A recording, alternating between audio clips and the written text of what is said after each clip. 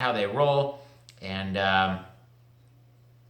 yeah, they basically. I don't know. My camera is giving me weird feedback here. All right, guys. Welcome back, Tyreek Hill, who had 2 touchdowns. I did tell you to take him in fantasy. He ended up being a top 5 wide receiver in fantasy. I said take him if he was ready to go. He had 2 touchdowns. He's doing his usual stuff. Dude did like 3 flips for a touchdown celebration. If you haven't looked that up, look it up. It's crazy. And then we get on to the 49ers and the Rams, guys. The Niners defense is legit. If you don't know by now, you're dumb. They look amazing. The Niners' 4th-and-goal stop from their own 1-yard line was huge. It turned momentum around. It gave Robert Saleh a chance to go nuts and flex his muscles on the sideline. I don't know who's going to win the Super Bowl this year, but I will tell you, I do know that my defensive coordinator, Robert Saleh, will kick your defensive coordinator's ass. They had another 4th-down stop where Jimmy Ward made a great play. Young, aspiring defensive backs out there watching this, go watch that play. It's how you play clean, and it's how you make a great play without getting a PI call. They held Goff to 78 passing yards. That's a career low for Goff. Bosa was awesome once again, and he was held at least 10 different plays. If you don't believe me, go back and watch. They only called 1 or 2 of the holdings of Bosa, and it's pretty obvious too, guys. Just watch the rush as it comes in from the Niners, and the Rams offensive line struggle to try to block, threats coming from every angle for the Niners, whether it be, D Ford, Nick Bosa, it's Eric Armstead, DeForest Buckner, even Solomon Thomas is getting in on the action at this point, and they're struggling to do it, and they are definitely double teaming and holding Nick Bosa about every other play in that game. I think 10, even though it sounds like an exaggeration, maybe a little bit of an underestimation there. I don't know who will win the Super Bowl, but the Niners look pretty damn good right now. So fingers crossed from the faithful out here on the West Coast. Next, we got the Cowboys and the Jets, guys. Coming into this game, the Cowboys were the #1 offense in the NFL. Not so fast, say the New York Jets. I've been telling you guys that Jets defense is good. They just need an offense that can spell them a little bit of time so that they can get a breather and they can recoup, some of their energy. Thus far this season, they've been on the field all day, and you're inevitably going to give up points that way. Lev Bell scores the Jets' first offensive touchdown of the first quarter for the entire season thus far. That tells you how good their offense has been and how many extended drives they've had this season.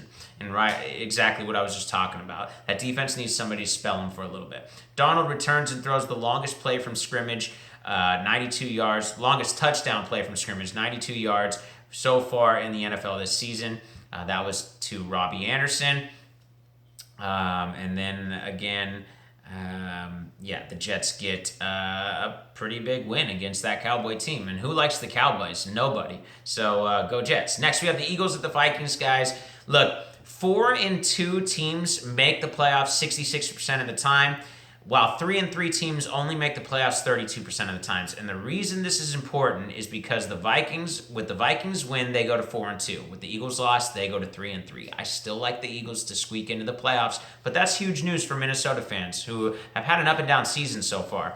Hang in there, Philly fans. I think your Eagles are still good. You're getting some guys, important players, coming back off of injury, so just hang in there. It's funny to me that at the beginning of the season, I said the Vikings. Oh, that's a note I already went over, guys. It's just about how inconsistent the Vikings and Kirk Cousins are. I mean, their entire team revolves around his play, whether he's throwing balls directly into the dirt to wide open receivers or whether he's throwing dimes as he's getting like less than a second to throw 10, 15 yards down the field for touchdowns. I don't know what else to say. I still think the Eagles are a good team. They're poised to make a run. Don't lose faith, Philly fans. Diggs goes nuts, and yes, I have him on my fantasy team on the bench. I lost out on 50 points there. All right, Pittsburgh at Chargers, guys. The Chargers have some problems with the Steelers' defense and run game and Devlin Hodges. Devlin Hodges. Let that sink in, Charger fans. The Chargers go to 2-4. LA was taken over by Steelers fans and terrible towels. It looked like a Steelers game in Southern California. I'll say it for the millionth time here on the podcast. They should have never left San Diego. Nobody wanted them to. Nobody wanted them in LA. This is one of the stupidest moves I've ever seen in NFL history. I personally am hoping that somehow The Niners make a trade for Keenan Allen as he desperately wants to play for a competing and winning team and would be the absolute perfect fit for the 49ers. The 49ers still lack a true number one wide receiver. He is a number one wide receiver. He is a legit wide receiver. And after the injuries that he dealt with in his early on in his career, he wants to play for a winner, and the Niners look like winners right now. So get him on that Niner team and in that red and gold.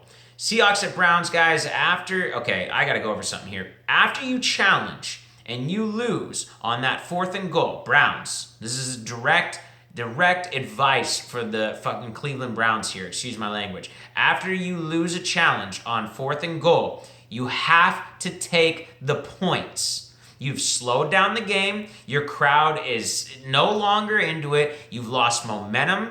You've lost everything you had going for you in the way of momentum. It's all gone. The game has come to a complete standstill. People are getting beer. People aren't really cheering. You have to take the points. It is not the time to go for it. Then you go for it and you run the exact same play?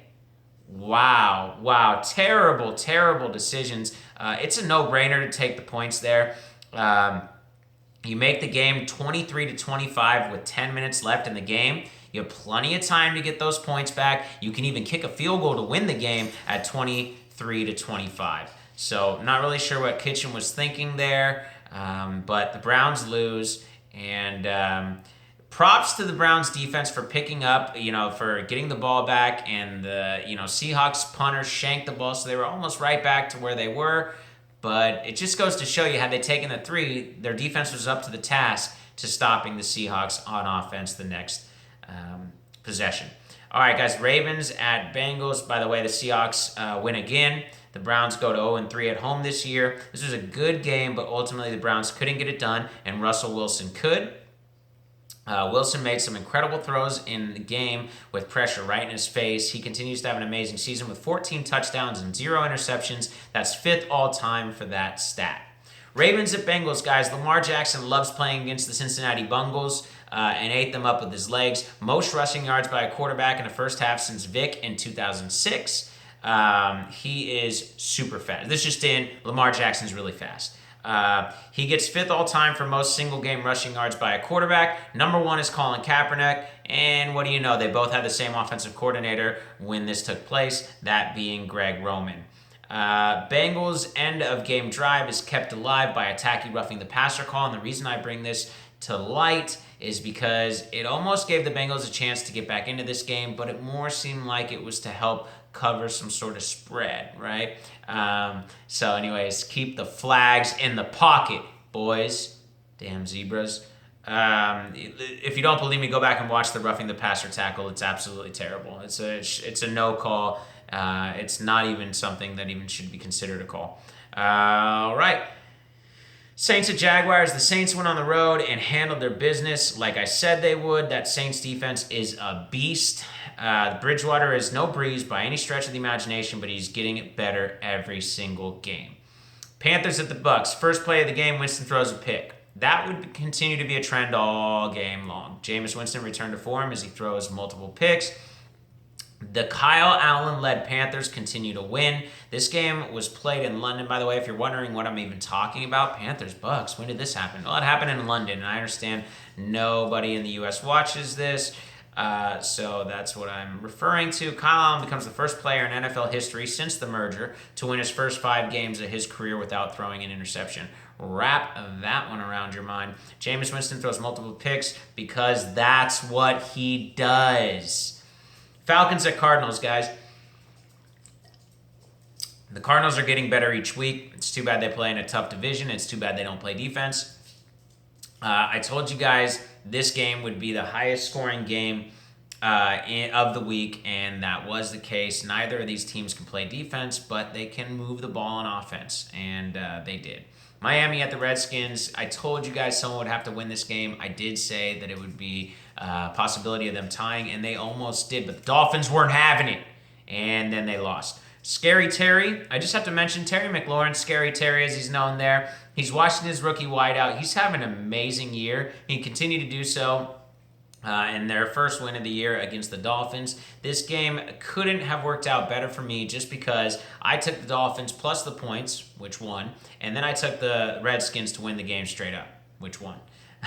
So thank God for the Dolphins going for it at the end of the game there with that terrible play call. And then Titans at Broncos, guys. What are you doing? My dog here wants to say hello, everybody. Titans at Broncos. The Titans looked awful. They brought a dying Denver pass rush back to life by allowing multiple sacks all day. Mariota basically got down on his knees and gave mouth-to-mouth resuscitation to that Denver defensive line. They were sacking him all day long. He finally gets benched in lieu of Ryan Tannehill, who then gets sacked a couple times, throws a pick on 4th and 11. The Titans get completely shut out, and I've been saying it for a while now. Mariota is not a legit number 1 starting quarterback in the NFL. Get him out of there. All right, guys. That is it for the Green Zone. About 30 minutes. My video said that it ran out of max size, so we'll see how this goes. But thank you for listening, you beautiful, beautiful listeners.